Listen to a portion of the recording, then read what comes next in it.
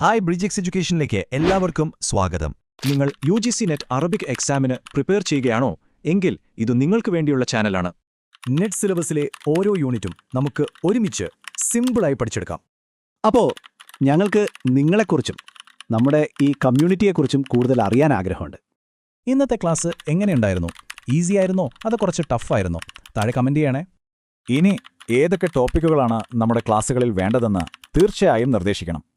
ഇതുപോലെ ഓരോ യൂണിറ്റും കവർ ചെയ്യുന്ന കൂടുതൽ ക്ലാസുകൾക്കായി ഈ ചാനൽ ഇപ്പോൾ തന്നെ സബ്സ്ക്രൈബ് ചെയ്യുക. നിങ്ങളുടെ ഫ്രണ്ട്സിനും ഗ്രൂപ്പുകളിലും ഷെയർ ചെയ്യുക. എല്ലാവർക്കും നമസ്കാരം. UGC നെറ്റ് അറബിക് പരീക്ഷയ്ക്ക് തയ്യാറെടുക്കുന്ന എല്ലാ കൂട്ടുകാർക്കും സ്വാഗതം. ഇന്ന് നമ്മൾ സംസാരിക്കാൻ പോകുന്നത് അബ്ബാസിയ സാഹിത്യത്തിലെ വളരെ പ്രധാനപ്പെട്ട പരീക്ഷയ്ക്ക് ഒഴിച്ചുകൂടാനാവാത്ത ഒരു വ്യക്തിത്വത്തെക്കുറിച്ചാണ്. അൽ ഹരീരി. നമുക്ക് അദ്ദേഹത്തിന്റെ ജീവിതത്തിലേക്കും കൃതികളിലേക്കും ഒന്ന് ആഴത്തിൽ ഇറങ്ങിച്ചെല്ലാം. അപ്പോ നമ്മുടെ ഇന്നത്തെ ഈയൊരു ചർച്ചയുടെ ഒരു രൂപരേഖ ഇങ്ങനെയാണ്.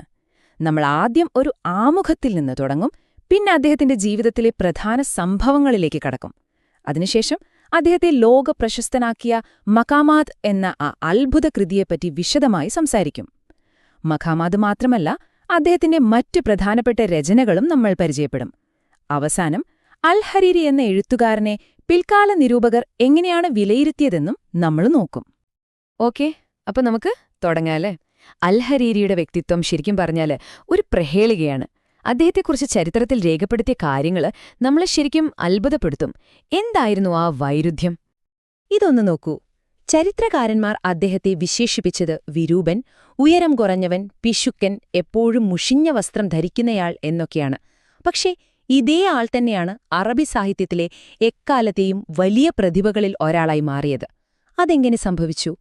ഈയൊരു ചോദ്യം തന്നെയാണ് അൽ ഹരീരിയെ ഇത്രയേറെ ഇൻട്രസ്റ്റിംഗ് ആക്കുന്നത്. അപ്പോ ഈ വൈരുദ്ധ്യം ശരിക്കും മനസ്സിലാക്കണമെങ്കിൽ നമുക്ക് അദ്ദേഹത്തിന്റെ ജീവിതത്തിലെ ചില പ്രധാനപ്പെട്ട കാര്യങ്ങളിലേക്ക് ഒന്ന് നോക്കണം. പരീക്ഷയ്ക്ക് ഓർത്തിരിക്കേണ്ട കുറച്ച് കീ പോയിന്റ്സാണിത്. അദ്ദേഹത്തിന്റെ മുഴുവൻ പേര് മുഹമ്മദ് അൽ ഖാസിം ബിൻ അലി അൽ ബസ്രി എന്നാണ്. ബനു ഹറാം എന്ന ഗോത്രത്തിലാണ് അദ്ദേഹം ജനിച്ചത്. ഈ പേരും ഗോത്രവും ഒബ്ജക്റ്റീവ് ടൈപ്പ് ചോദ്യങ്ങൾ വരാൻ സാധ്യതയുണ്ട്, അതുകൊണ്ടുതന്നെ നോട്ട് ചെയ്തു വച്ചോളൂ. അദ്ദേഹത്തിന്റെ ജീവിതം ബസ്ര എന്ന നഗരവുമായി എത്രമാത്രം കെട്ടുപിണഞ്ഞു കിടക്കുകയായിരുന്നു എന്ന് നോക്കിയേ. ഹിജ്റ 446 ബസ്രക്കടുത്തുള്ള മഷാനിലാണ് ജനനം. വളർന്നതും ജീവിച്ചതും അവസാനം ഹിജ്റ 516 മരണപ്പെട്ടതും ബസ്രയിൽ തന്നെ. ആ നഗരമായിരുന്നു അദ്ദേഹത്തിന്റെ ലോകം, അദ്ദേഹത്തിന്റെ സാഹിത്യത്തിന്റെ പശ്ചാത്തലം. നമ്മൾ നേരത്തെ പറഞ്ഞ ആ അവിശ്വസനീയമായ വൈരുദ്ധ്യം ഇവിടെ വളരെ വ്യക്തമാണ്. ഒരു വശത്ത് അദ്ദേഹത്തിന്റെ ബാഹ്യരൂപം, വിരൂപൻ, പിശുക്കൻ, മുഷിഞ്ഞ വസ്ത്രധാരി. പക്ഷെ മറുവശത്ത് നോക്കൂ, അസാമാന്യ പ്രതിഭയുള്ള സാഹിത്യകാരൻ, കവി, എഴുത്തുകാരൻ, അതിലുപരി വലിയൊരു ധനികൻ. ഈ രണ്ട് എക്സ്ട്രീമുകൾക്കിടയിലായിരുന്നു അൽ ഹരീരി എന്ന പ്രതിഭ ജീവിച്ചത്.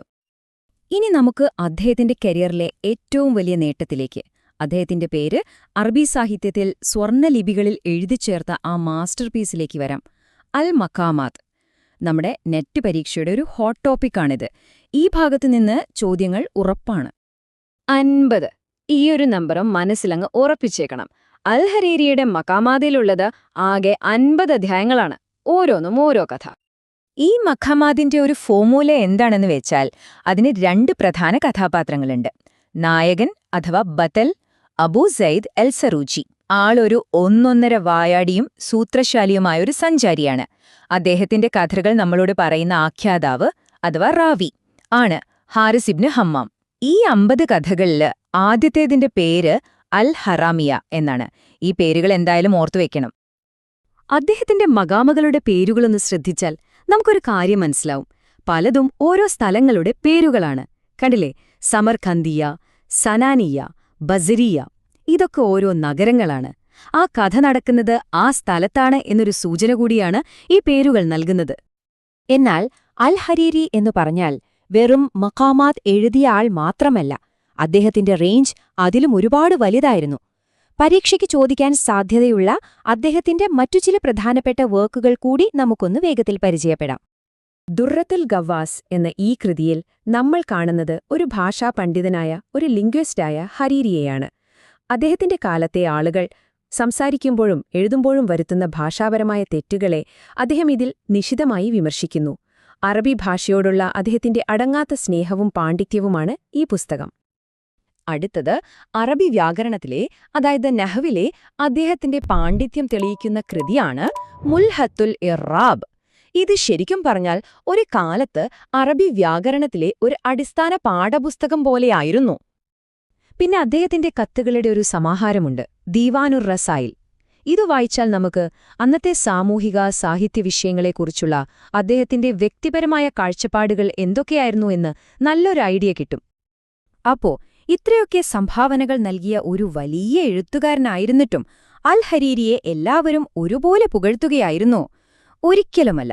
അദ്ദേഹത്തിന്റെ ശൈലിയെ ചൊല്ലി വളരെ ഗൗരവമേറിയ ചില വിമർശനങ്ങൾ ഉയർന്നു വന്നിട്ടുണ്ട്. നമുക്കതിലേക്ക് കടക്കാം. ഹരീരിക്കെതിരെ വന്ന ഏറ്റവും ശക്തമായൊരു വിമർശനമാണിത്. പ്രമുഖ നിരൂപകനായ ഹസൻ അൽ സയ്യാദിന്റേതാണ് ഈ വാക്കുകൾ. അദ്ദേഹം പറയുന്നത് എന്താണെന്ന് വെച്ചാൽ, ഹരീരി വാക്കുകളുടെ അലങ്കാരത്തില്, ആഭരണങ്ങളില് ഒരുപാട് ശ്രദ്ധിച്ചു. അതിന്റെ ഫലമായി അതിന്റെ ഉള്ളിലെ ആശയം, ആത്മാവ് വളരെ ദുർബലമായിപ്പോയി. അദ്ദേഹം ഉപയോഗിച്ച ആ ഒരു ഉപമ ശരിക്കും ശ്രദ്ധേയമാണ്. ക്ഷയരോഗം പിടിപെട്ട ഒരു മണവാട്ടിയെപ്പോലെ. പുറമെ ഒരുപാട് ചായം തേച്ച് ആഭരണങ്ങൾ അണിയിച്ച് മനോഹരമാക്കിയിരിക്കുന്നു, പക്ഷേ ഉള്ളില് ജീവനില്ല.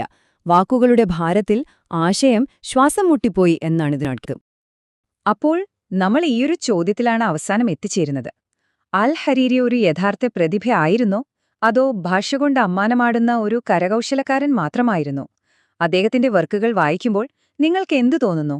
അതൊരു ജീനിയസിന്റെ സ്പർശമാണോ, അതോ വെറുമൊരു ടെക്നിക്കൽ പെർഫെക്ഷൻ മാത്രമാണോ? ഈ ചോദ്യത്തിനുള്ള ഉത്തരം നിങ്ങൾ തന്നെ കണ്ടെത്തണം. അത് നിങ്ങളുടെ പഠനത്തിന് പുതിയൊരു ദിശാബോധം നൽകും. അപ്പോ നമ്മൾ പ്രധാന കാര്യങ്ങളൊക്കെ പറഞ്ഞു കഴിഞ്ഞു. ഇനി അടുത്ത സ്റ്റെപ്പ് എന്താണെന്ന് നോക്കിയാലോ?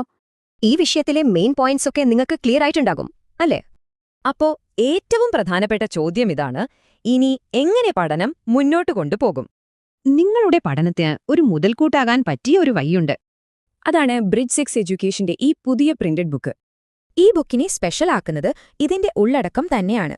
നമ്മുടെ ഓരോ ക്ലാസ്സിലെയും പോയിന്റ്സും കഴിഞ്ഞ 5 വർഷത്തെ നെറ്റ് എക്സാം ക്വസ്റ്റ്യൻസും ഇതിലുണ്ട്. ഈ ബുക്കിന്റെ ഒരു കോപ്പി ഓർഡർ ചെയ്യാൻ വളരെ എളുപ്പമാണ്. ഓർഡർ ചെയ്യാൻ താഴെ കമന്റ് ബോക്സിൽ നിങ്ങളുടെ ഫോൺ നമ്പറും അഡ്രസ്സും കൊടുത്താൽ മതി. നിങ്ങളുടെ വിജയത്തിലേക്കുള്ള യാത്രയിലെ ഈ പുസ്തകം ഒരു വലിയ സഹായമാകട്ടെ. നിങ്ങളുടെ പഠനത്തിനും ശോഭനമായ ഭാവിക്കും എന്റെ എല്ലാവിധ ആശംസകളും. അപ്പോ അടുത്തൊരു വിഷയവുമായി നമുക്ക് വീണ്ടും കാണാം. Thank you.